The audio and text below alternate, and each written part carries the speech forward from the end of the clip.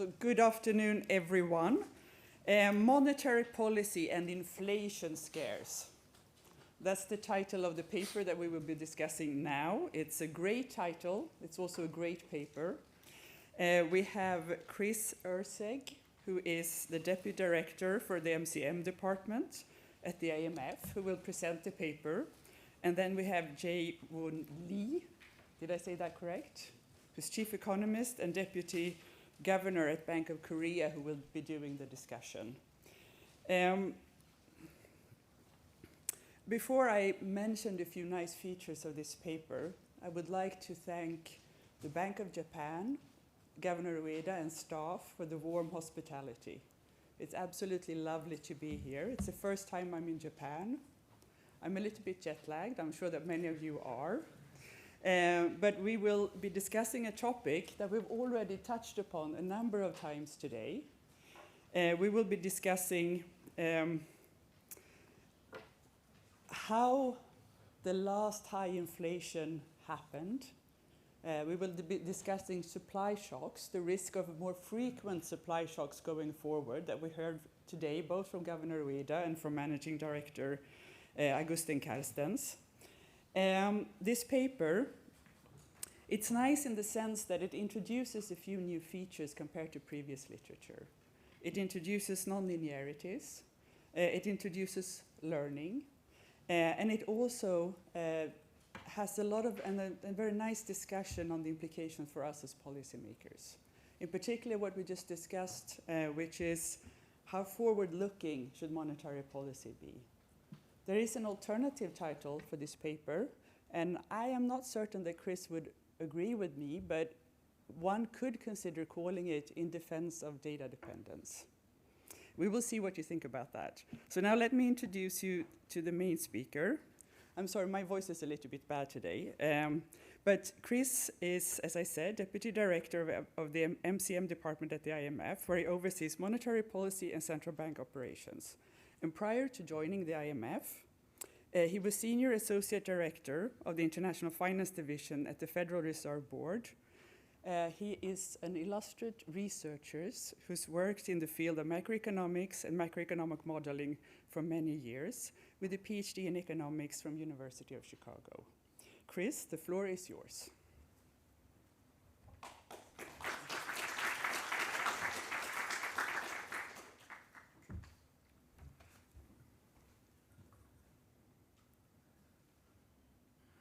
Well, thanks, Anna, for the very kind introduction. And I want to express my appreciation to Governor Ueda and the organizers. I'm really honored to be here to participate in this excellent conference. So Anna's already provided some of the, I think, very relevant backdrop. I'll start with a little bit of the motivation for this paper, quite familiar. So the inflation surge was a surprise really to policymakers as well as to professional forecasters. Inflation was initially viewed as transient, and the second round effects were expected to be really quite small. And so major central banks opted to largely look through it initially. Of course, they changed course. And that's illustrated in the left panel, where you can see for the US case, inflation rises, ratchets up to 7%, that's the red line. But what we show here then is the forecast of professional forecasters. And this is the quarterly forecast expressed at an annual rate. And you see it just nosediving down to 2%, which is a little bit of persistence starting in about 2022, but not a lot. So this just epitomizes the expectation of a really transient shock, as well as the expectation that the policy response could be fairly muted to this shock, at least until inflation really rose to higher levels. So as Anna already prefaced, and in line with Governor Ueda's opening speech, we want to first of all explain some of the aspects of this inflation surge in the context of a DSG model, but more generally think about the sort of risks that are posed by supply shocks in a more shock-prone world where we face heightened geopolitical risks, more trade uncertainty. So what we do is build a DSG model. It's a closed economy model, really quite simple in many respects, but it introduces a number of features that we think are relevant for thinking about the risks posed by supply shocks. One is in line with the initial picture to allow for misperceptions about the persistence of supply shocks. A second is that we assume that the central bank follows an inflation forecast-based rule. So as in line with what Athanasios suggested, there's certainly a lot of reason for using a forecast-based approach. It's a natural complement to inflation targeting, but this will be an important element of our story about inflation. We also allow for a couple sources of nonlinearity. One is in the Phillips curve, so it's using a Kimball aggregator that accounts for what my colleagues have termed a banana-shaped Phillips curve. We'll see that in a second. And the second is to allow for endogenous wage and price indexation. So if inflation is high and well above target for a persistent period, then instead of the indexation parameter that we're familiar with from DSG models being a fixed constant, it can rise through time. And so we allow for that sort of change in the structure of the economy when inflation is high.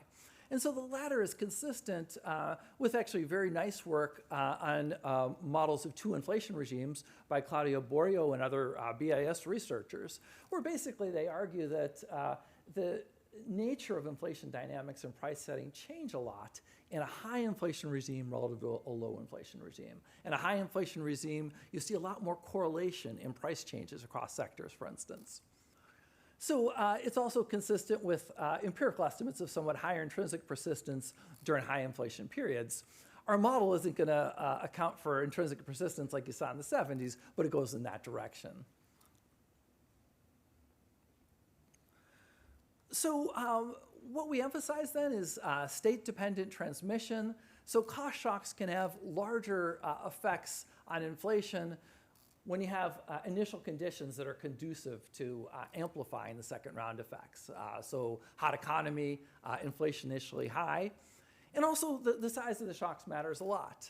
In here I should have said even while the same type of shocks would have transient effects when inflation is near target. So you can think of an oil shock on top of bad initial conditions versus 2% inflation, the transmission can potentially be quite different.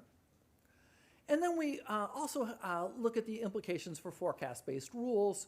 When a shock is misperceived as transient, cost shocks can actually boost output and amplify the persistence of inflation. So you get hump-shaped inflation dynamics. We, in terms of policy implications, really try to identify conditions under which looking through can be problematic, but still emphasizing that this approach can be very sensible under a lot of conditions closer to steady state. So there are two sorts of risks that we worry about from a policy standpoint: not reacting enough to an inflation shock, but you can also overreact. And so it's important to discriminate between these two. And so we want to think about what are the conditions you really have to be worried about with respect to looking through. And finally, we suggest somewhat more focus on the distribution of inflation outcomes rather than a modal inflation forecast, especially when inflation is above target. And this is in line with a number of, for instance, speeches by Schnabel, by Bernanke recently, including at the Fed conference last week. So in terms of a model overview, we build heavily on the analysis of Harding, Linde, and Trabant, which takes a pretty standard New Keynesian model with sticky prices and wages, habit and consumption, and embeds a Kimball aggregator rather than Dixit-Stiglitz. And so this contributes to nonlinear price and wage Phillips curves that I'll illustrate momentarily. Now, beyond that, our model's going to introduce three new features. So Kalman learning, very simple, a linear framework to account for misperceptions about the persistence of cost push shocks. We have an inflation forecast-based Taylor rule with smoothing. And finally, we have endogenous price and wage indexation, as I mentioned, a second key source of nonlinearity. So to give you a flavor for this, going back to the paper of Harding, Linde, and Trabant in the JME, they you basically consider a nice experiment showing what happens if you have purely monetary shocks and trace out a Phillips curve. And so that's what they're doing in the left panel. If you look at the blue dashed lines, that's coming from stochastic sim, so it's a little bit fuzzy. But what it's showing is that you have a linear relationship, a linear Phillips curve between the output gap and inflation. Whereas with the Kimball aggregator, it basically induces strong strategic complementarities in price setting. So you care about your relative demand. That affects your demand elasticity. And what it does is produces the red line, and hence the banana shape. And what they're trying to do is explain why inflation didn't fall a lot during the Great Recession, and yet still there might be a more upward slope if you have really big favorable shocks, or expansionary shocks, I should say. So that's one aspect of it. And then cost shocks, you basically are on top of this, where if you just have a cost shock on top of the fuzzy line, you move out to the line which is denoted in blue. So it says linearized model plus price markup shock. Just shifts up linearly. Whereas the same cost shocks in this sort of environment are going to have that sort of nonlinear tilt that you see in the upper segment, which is red and has red dots. So cost shocks have a lot more forceful transmission in a hot economy. And similarly, the initial level of inflation matters for the propagation of cost shocks. With high inflation, then cost shocks of a given size have bigger effects. So that's one feature that we'll incorporate in our model. Just to really quickly go through it, households choose consumption bond holdings and set their wage subject to the demand for their specific type of labor input. So we have essentially sticky wages with Calvo-style contracts. Their utility functional is going to be given by the top expression. The expression for consumption involves habit in its external habit, so hence we have the capital CT in there to denote aggregate consumption. NT is their labor input, so that gives disutility. And the household budget constraint is familiar, that households spend on goods, they accumulate bonds, BT, they get labor income, they get income from bonds, and they get profit income minus taxes, tau T. And finally, there's an insurance scheme that equalizes consumption across households. They face risk about when they're going to get their wage reset, and so this insures away that risk and ensures that everyone has the same consumption. So we have two types of firms in the model. You have perfectly competitive producers that bundle intermediate goods in the final good according to a Kimball aggregator, and that's going to give rise to a demand function for the intermediate goods that look like a CES specification except for the last term, this IP, which is a wedge that introduces a kink into the demand curve. And that's going to account for variations in desired markups, play a principal role in accounting for that. So then we have, finally, these monopolistically competitive intermediate goods producers maximizing intertemporal profits subject to this demand curve and a Calvo timing assumption.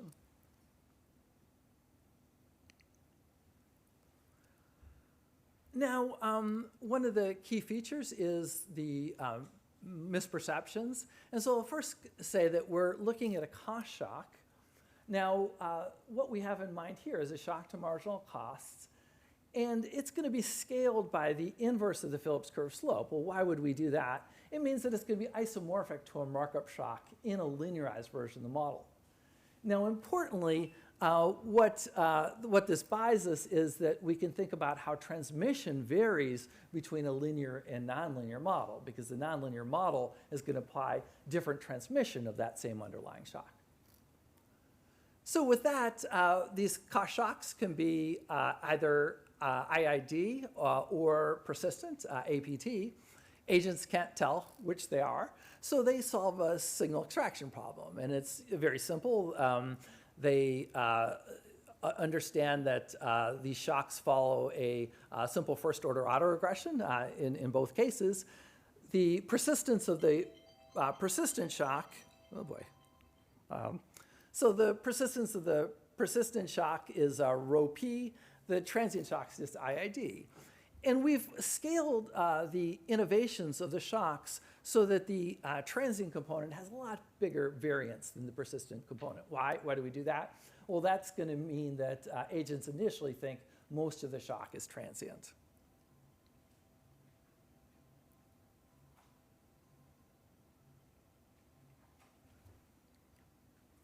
There we go. So then we have a forecast-based Taylor rule where the interest rate depends on the lag. Expected inflation 4 quarters ahead. So it's a forecast-based rule. And finally, the deviation of output from true potential, YT pot. So this is a standard Taylor-style rule. The variations we consider are reacting directly to current inflation, pi t, or to inflation in an even longer horizon of 8 quarters. And then we introduce this endogenous indexation feature that plays a key role really in making the shock dynamics more persistent. So what we do here is assume that the non-optimizing firms are going to set their price, PIT, equal to some indexation parameter times PIT minus 1. So that's standard. The weights are going to be 1 minus chi t on the inflation target, say 2%, and then chi t on lagged inflation. But the kicker is that the indexation parameter is going to depend on the deviation of a geometric average of past inflation from the target. So if it gets big, then this indexation parameter is going to kick up. So we've parameterized it so that current inflation gets a weight of 0.2 in this geometric average. And you can see the implications in the left panel, where if you're near kind of 2 or 3%, then, actually, is this, let me see this, if I can point with this. Ah, good. So if you're near like 2% right here, or even 3%, kind of in the historical average of the Great Moderation period, then indexations can be very low, consistent with values in the literature, say in Smetz-Wouters. But if inflation gets kind of averaging the 4%, 5% range, then indexation kicks up. And so what that's going to mean is this change in the structure of the economy is going to be responsible for a more persistent propagation of shocks. Now, in terms of this function, it's quite reduced form, but we really mean for it to capture features such as increased structural indexation when inflation is high, and expectations. So this will be aligned, I think, with the spirit of Uri's work. If short-run inflation expectations are influencing price setting, it would aim to be captured by this higher intrinsic persistence.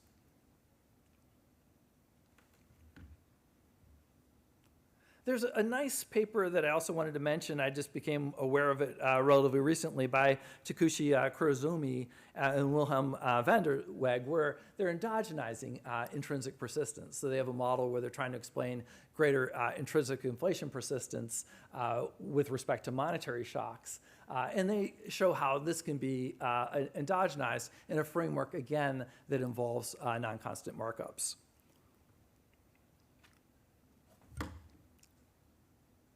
So in terms of parameters, we have a relatively standard formulation, 3-quarter price contracts, 4-quarter wage contracts. Those are amplified, though, so the effective duration is much longer given the Kimball aggregator.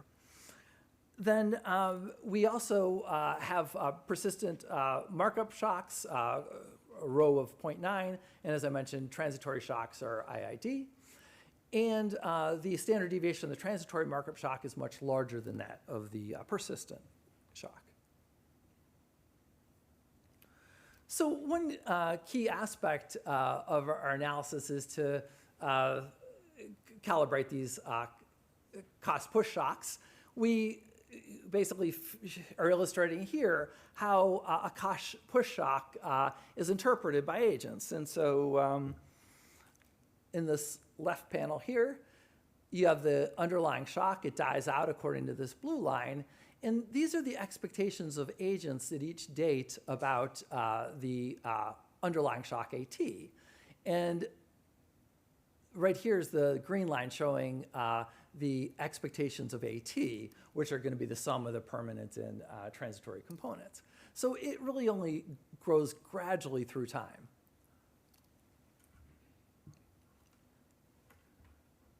I think in the interest of time, I'll just jump right to the transmission of cost push shocks.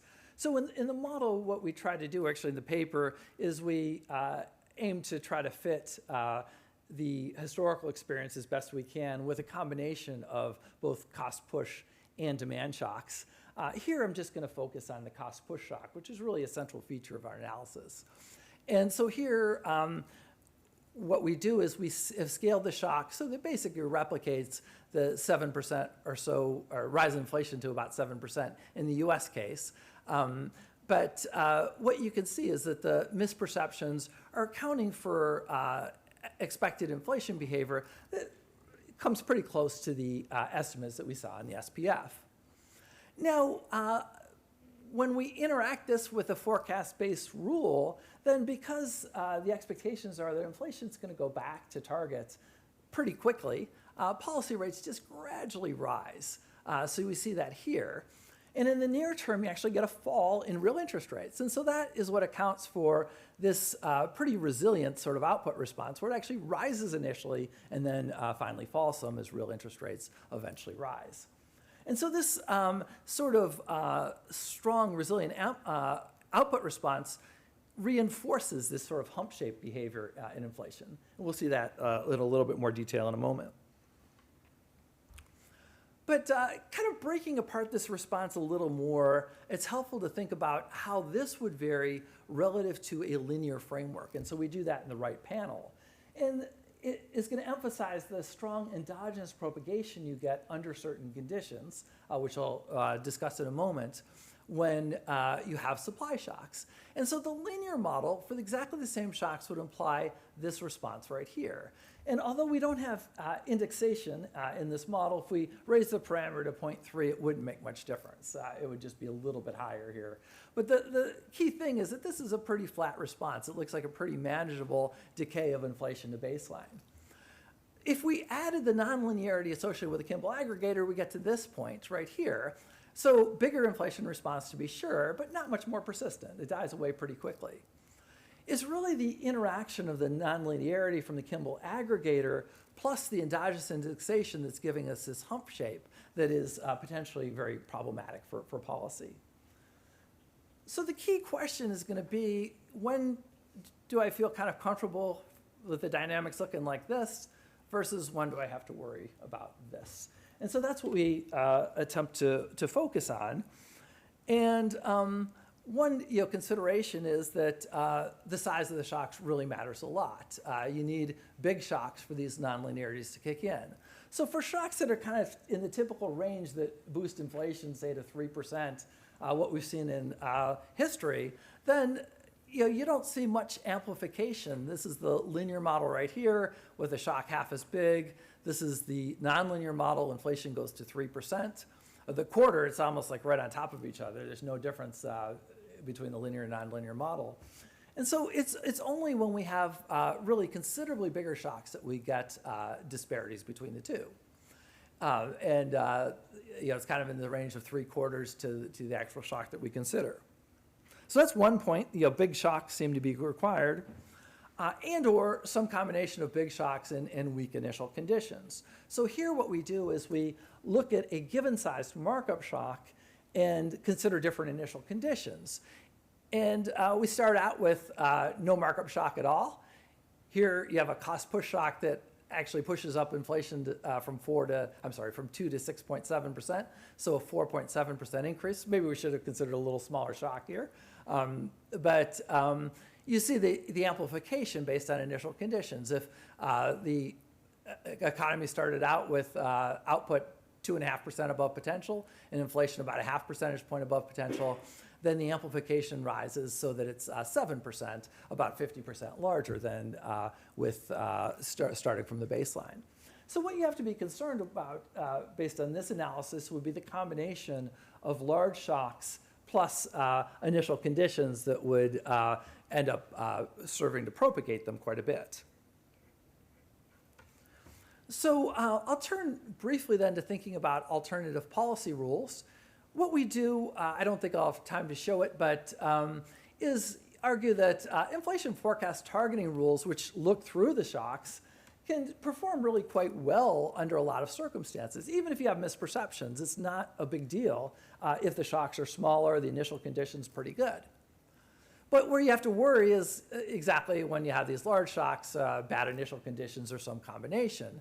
And so here, again, we show the baseline simulation I showed you a minute ago where inflation goes to 7 for inflation, real GDP rises. It would be, of course, even worse, consistent with Athanasios's mention that you don't want to go too far ahead with forecast-based rules. Inflation just goes right through the roof.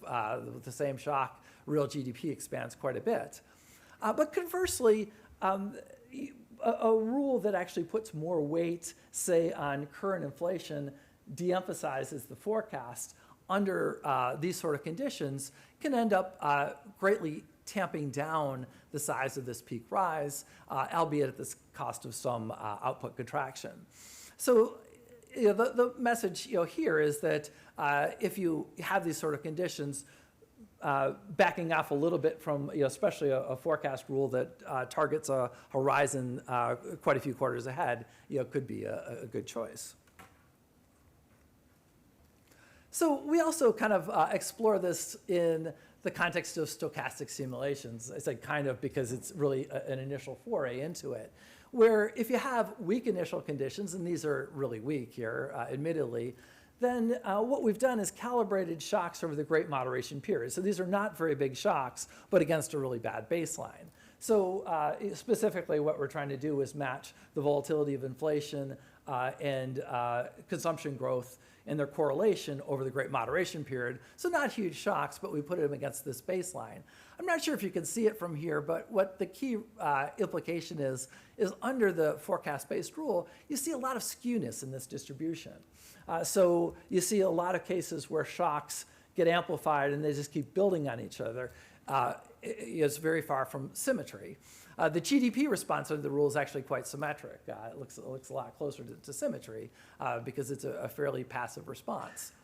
Now, you could reduce that symmetry quite a bit through a more aggressive rule that puts a considerably higher rate on current inflation. So here you get back to much more symmetry. And hence, essentially what you're doing is reducing some of the vulnerability to these subsequent shocks. Now here it's really quite costly. Probably take it a little bit with a grain of salt. But what you'd want to do, presumably, is start a lot earlier than when inflation's already getting close to double digits here. And that would improve the sort of trade-offs that you have, rather than let inflation get de-anchored. But this is some early work to explore the sort of risks that one could get to the upside from supply shocks. So I'll conclude.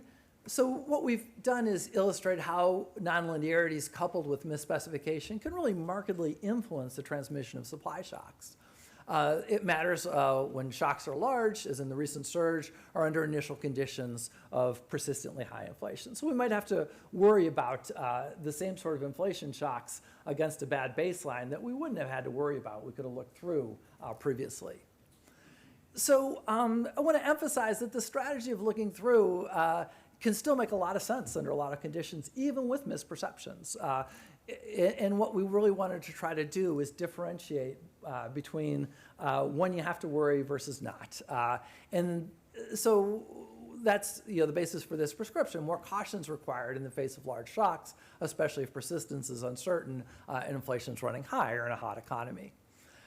So overall, there's been an enormous amount of literature thinking about the risks posed by low inflation in the ELB. What we're trying to do is think about ways of highlighting some of the risks associated with high inflation, persistently high inflation, in an environment of more volatile supply shocks. Hopefully this will be of use in thinking about, say, alternative scenarios, where even if your modal outlook is not to have these mechanisms kicking in, that can be a possibility. Oh, well, thanks very much. I'm done.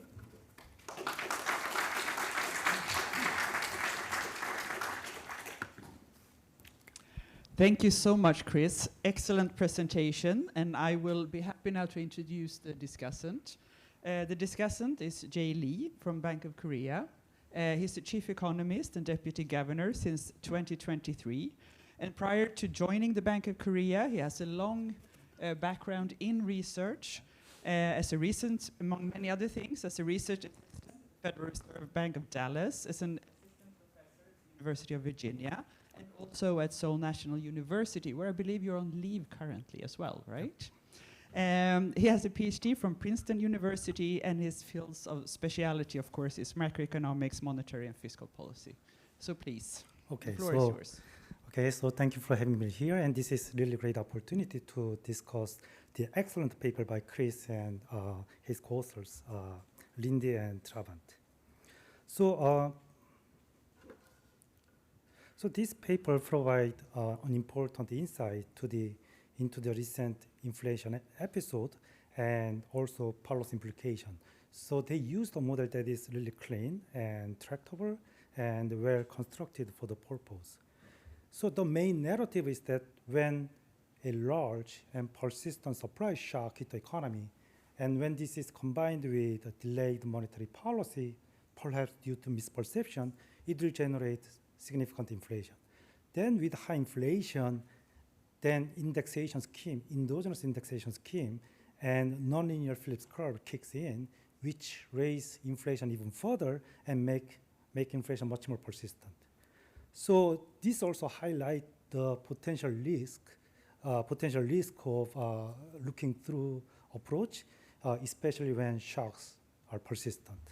So this is extremely timely paper in a sense that now we are living in a world in which supply shocks becomes more frequent and persistent.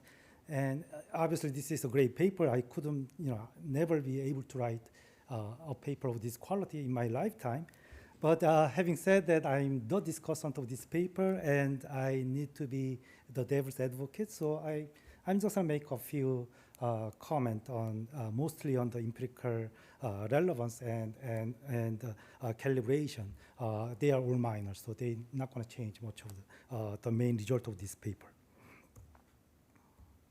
So my first comment is about endogenous indexation, the wage indexation and price indexation. So this is a really innovative feature of the model. And also, this feature is really central to the paper's main conclusion about persistence and amplification. Also, this mechanism is easy to understand because with high inflation, workers and firms will try to make up for the loss of purchasing power and profit margins due to high inflation. So this is quite intuitive. But at the same time, direct evidence at the micro level is more difficult to find. And I feel that the evidence is kind of mixed. So let me talk about first talk about the wage indexation. So first at the BIS, Burio and others actually they show that wage growth becomes more sensitive to past inflation in high inflation regime. So this is consistent with this wage indexation scheme when inflation is high. Then there is another paper by Jordan and Fernanda, and they show a very similar result, except that what is really important is inflation expectation rather than lagged inflation. So this difference may or may not matter, but if you look at the data for 21, 22, 23, people seem to think that this inflation will go away pretty soon. This was the theme of the paper. So this may imply that the model perhaps overestimate or overstate the persistence of inflation. And then from a slightly different angle, the Euro data seems to indicate that first, formal, in a strict sense, formal wage indexation appear to be less prevalent over time. So they compare 2019 and 2021, then wage indexation becomes less prevalent. And secondly, they also show that this, indexation is mostly forward-looking, so which is consistent with the previous paper by Jorda and Fernanda. Then, in addition, in the U.S., this paper argued that the path-through of lagged inflation to wage is not very strong, and their argument was based on following reason. First, nowadays only about 10% of American workers is unionized, and wages are not determined by union contract with automatic cost of living adjustment, and firms usually post wages, and those firms will have little incentive to change wages in response to a pure cost push shock that raise workers' cost of living, but not affecting the workers' productivity. So this does not necessarily mean that lagged inflation does not matter. It can still affect wage determination informally and implicitly. So still, so this wage indexation scheme could be used for reduced form approximation. But still, it would be good to have some discussion when you calibrate this indexation parameter.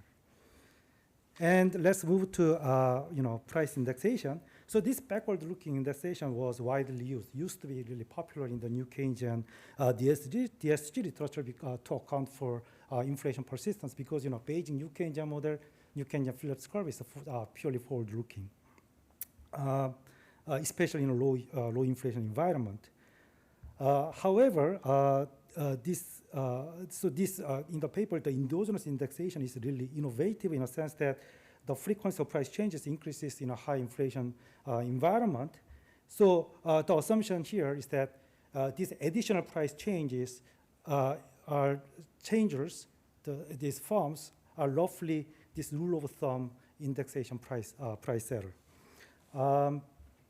However, the data seems to suggest that mostly these, so more firms are going to update their prices, but these firms are mostly state-dependent pricing firms rather than time-dependent pricing firms. So not sure, maybe these firms may resemble this rule of thumb price setter, maybe not.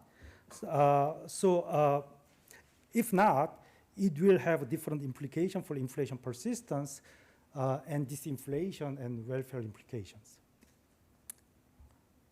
So, again, I'm not saying that this, price indexation is not a good approximation for the reality, but still, when you have to parameterize this indexation, some careful discussion may be useful for the readers.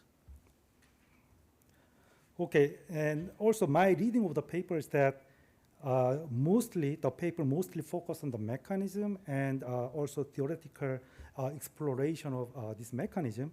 But but at the same time, some people might be curious about the mechanism that the paper proposed is really important.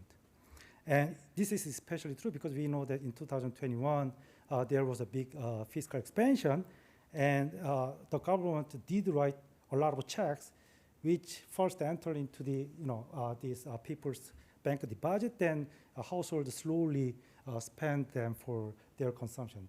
Then meanwhile, also government debt to GDP ratio increased significantly. So all of this basically will generate inflationary pressure and also make inflation very persistent. At the same time, the central bank might have underestimated inflationary impact of fiscal expansion, especially because we are at the zero roll bound and also Fed purchased treasury bond. So misperception, I'd like to say that misperception may come from the supply side, as in this paper, but it may come from the demand side as well. So, maybe not in this paper, but in the next paper, we would like to see the relative importance of this supply side and the demand side. Okay, and I'm going to conclude with a couple of technical points. First, the economic interpretation of this cost push shock is kind of is difficult because the standard deviation of this tau persistent component is 1% and transitory components is 10%. But this cost push shock, you have to multiply that by 1 over kappa, and kappa is the slope of the Phillips curve. So it's like 0.001, 0.002. So basically to generate inflation that we observe that, it should be really large. In some situation, it doesn't matter. I do that all the time. But since this paper is specifically about cost push shock, I think some discussion also might be useful. And also in the paper, I find some discrepancy between the model and the data in terms of the interest rate. So in the model, interest rate respond a little bit less than in the model. So it would be good to check if this how this affected the result. So let me conclude. This is again great paper, and this is extremely timely paper because we are moving into the world in which supply shock is going to be much more important going forward. Thank you.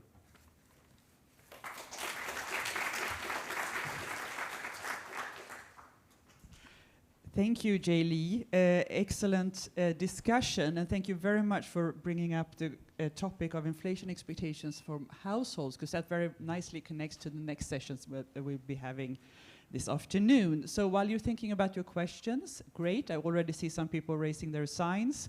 I would like Chris to give the floor to you so you can answer, please. Great. Shut it off. So yeah, thanks for really an excellent discussion. You've really honed in on a number of issues that we feel like we have to work on. So I think there's a lot of unanimity in our views. In particular, we really want to work more towards trying to calibrate the endogenous indexation in both the wage and price side.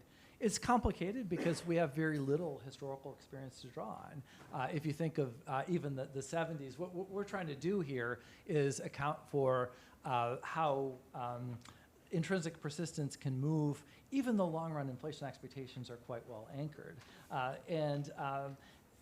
There's really only, I think, cross-country evidence that we can draw on. So we'd like to be able to bring more of that sort of evidence to bear. We haven't done so thus far. Now, I will say that in terms of what I found really quite intriguing is that in the GSG model, the sort of backward-looking parameter, it's not going to get that high because in a forward-looking sort of framework, then it's going to be bounded essentially by the indexation parameter over 1 plus beta. So you can think of that as being like an upper bound of something like a half. We're well below that. Whereas if you look at estimates, even from 20 years ago at the Fed, they were kind of more in the area 0.5 plus. So we're kind of estimating persistence that isn't anywhere near the 70s. It might be more what was regarded as applicable, say, in the period between 85 and 2000 or so. But it is an extreme, and yet it's still giving us this very strong propagation. So I think it's kind of somewhat of a lower bound, in that sense. It's not pushing us all the way to the 70s to get there. Totally agree, though, it's very important to get more empirical validation. I think on the policy rule, you highlighted that our model does have essentially an important endogenous component because the persistence depends very much on the policy response. So as I briefly illustrated and probably should have pointed to more, the sort of hump-shaped dynamics can be short-circuited by an aggressive early policy response. So those are a couple points I completely agree on the demand shocks. We really focused primarily on supply shocks. Our goal here was to try to be cross-cutting and think about what could be useful for many countries that experienced supply-side pressures. So we gave demand shocks a less attention, even though the calibration was for the United States. It surely mattered more there, and that would again be a good subject for future work. But thanks for really very good comments. Thank you. I actually see quite a few signs. And first, I'm going to take 2 questions at a time, so we can do a round of questions. So we're going to start first with Governor Ueda and Agustin Carstens, and then we'll move on. Please, Governor. Thank you. Just wanted to say this is an extremely interesting paper. It fits very well with what we've been doing. I said this morning that we, in a sense, looked through supply shocks in an attempt to, I didn't quite say that, but in an attempt to raise underlying inflation.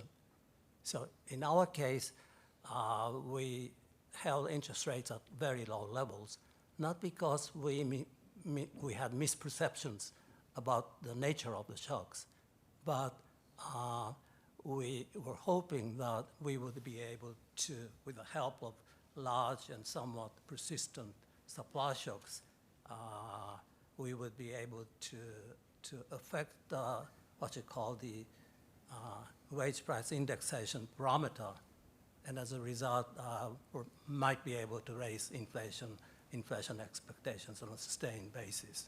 Although more honestly speaking, initially we thought the rise or the surge in inflation was going to be temporary, but as we saw that it was of a more longer duration, we thought something like the indexation parameter was starting to rise. Thank you. Well, that's a really helpful observation. So essentially, accommodative monetary policy allowed you to harness the sort of hump-shaped response, because that's what you wanted, to be able to bring inflation to the 2% target. I would like to say this is just my personal view, not the official view of the bank. Sure, with that caveat, but very helpful. Excellent, thank you. Carstens, please.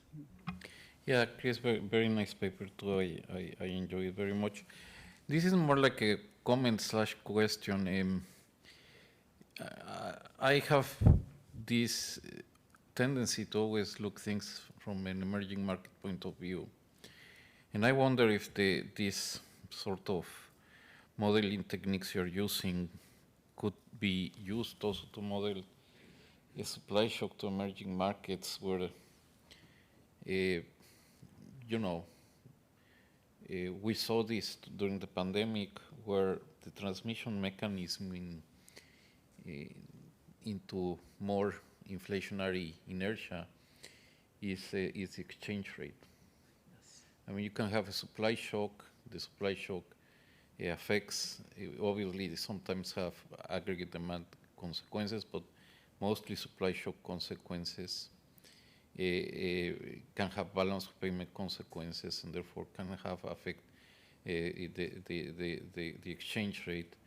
The exchange rate sort of fits back into oftentimes price formation mechanisms in emerging markets economy, and it can explain also, because also emerging markets face this dilemma, but what can make inflation become more permanent is the exchange rate.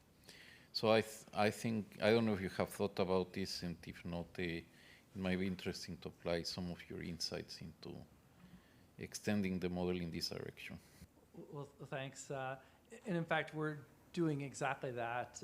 We really want to think about the sort of risks that can come from exchange rates, external shocks, and they could play out very differently for emerging market economies. And so you can certainly imagine, as you're saying, that if the exchange rate depreciates, then that can pose very tough trade-offs for emerging market economies. What might be a demand shock for an advanced economy can look more like a supply shock for emerging markets, because they get this negative demand shock, but it doesn't end there.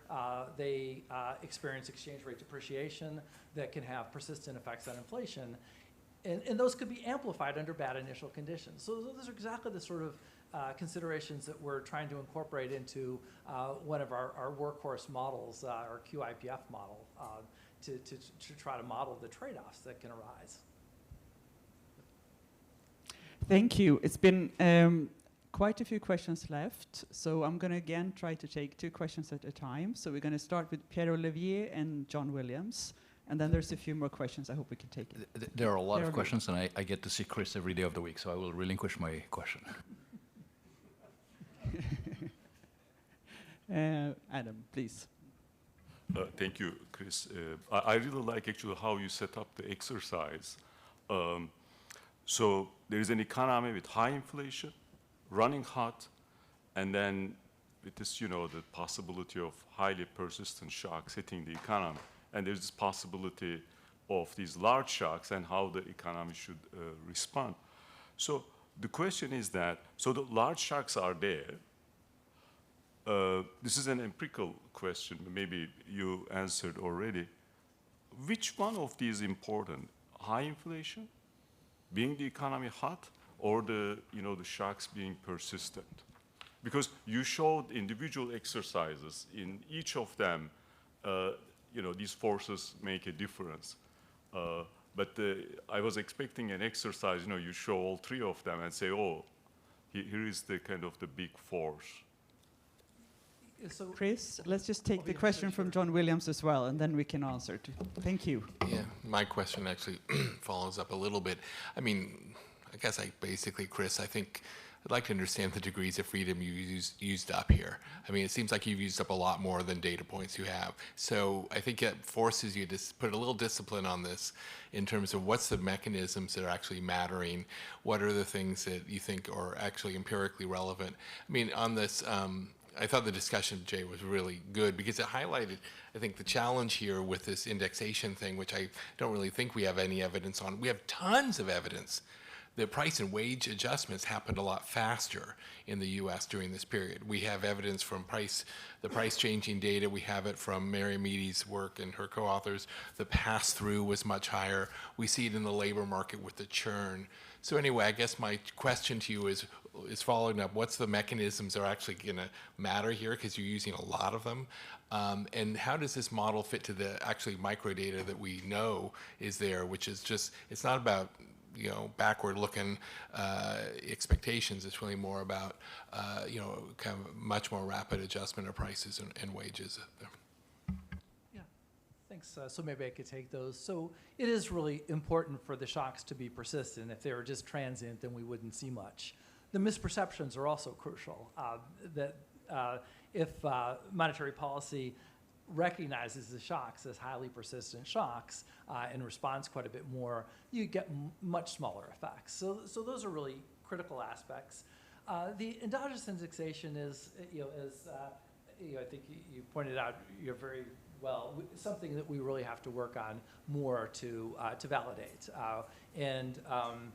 I think what we wanted to do is provide a framework for thinking about relatively parsimonious departures from a standard Phillips curve that could really imply very different inflation dynamics and risks. We still have to, you know, certainly validate some aspects of the calibration. But those two features, I think, are really critical. It's a good experiment to break down or to incorporate in our paper. Thank you.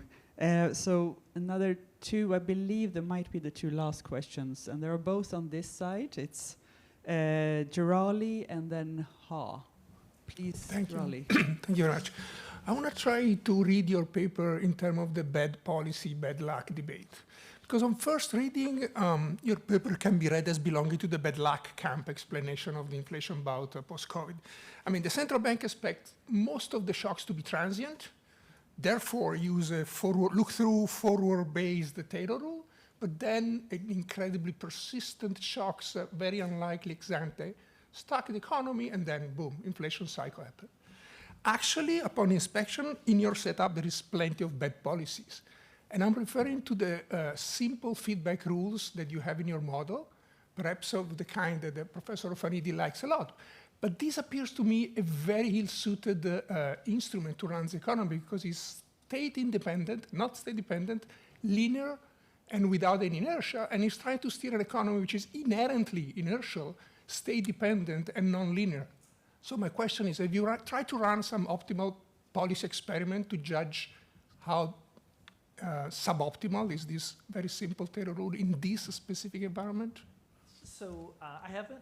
My co-authors, Jesper Linde and a couple colleagues, are working on something that would will essentially consider optimal policy rules in this environment. Yeah, that's I think future work. I'm not quite sure when they'll deliver on that. Thank you. So then the last question for Mr. Ha. Try to be very brief, echo what was just told. So my question is also about the policy reaction function and the policy experiments. I mean, your results on the nonlinear transmission of the cost push shocks led to think about the nonlinear effect of the policy, monetary policy tightening. I mean, I guess my guess is, it matter more, about the timing of the policy tightening rather than how, active, how, large the monetary policy shocks, I mean, depending on your answer about finding about the supply shocks. And my second question was, your results on the supply shock effects will, reflect the endogenous, reaction function of the monetary policies, such as your results on the difference between demand and supply shocks are very interesting. I mean, looking through the supply shocks and the more reaction to the demand shocks will be reflected on that. Thank you. Yeah, I think what we've tried to do is characterize, I think, a stylized way, a very stylized way, reaction functions that seem to characterize the response in many advanced economy central banks in the initial inflation surge. And so I think it's quite reasonable to use some sort of forecast-based approach to modeling policy. I think I'm not quite sure if I'm getting at your first question was, maybe could you repeat that? I'm not quite sure. No, I was just thinking it would be very interesting to show, I mean, to be confirmed by the data or your results that the policy, effects will be different depending on, the timing of the policy tightening, because your results are showing some, differences across inflation initial levels and the size of the cost push shocks. Yeah, sure. So I think that is right. We could certainly experiment with the timing of the policy response, and that's good SQL work, along with the work on optimal policy responses. Thank you. So we started a little bit late, so we actually are allowed to have one last question, and that will be on this side from Mr. Ichue. I think you have to. Please, go ahead. Okay, thank you for the opportunity, and thank you. Great presentation and comment. And my question is similar to previous one, so about the mechanism of indexation. And I think there are several evidence that when inflation is high, people pay more attention to inflation information. So do you think the endogenous indexation is related to this kind of a higher attention in inflation during a high inflation regime? Thank you very much. Right. So I think that's right, that when inflation gets to a certain point, then people pay a lot more attention to it. It's very consistent with Yuri's work. So I agree with that characterization. Now, where that tipping point is an open question, and I think very important for policy to try to characterize that to a greater degree. Now, someone, I think, had asked about the size of the shocks. I missed that, and that's an important issue. What we'd like to do is also work to putting in more structural shocks into the model. For instance, we have a version of the model that would have energy, and then it's much more natural to think about the size of shocks and how propagation would be influenced by say, initial conditions when you're looking at, say, a 50% oil price hike. How does that change when initial conditions are different? Thank you. I think we have lots of questions that were really interesting, and then will bring us into the next session after the break. But now let's join me in thanking the author and the discussant, to all of you for the discussion. Thank you.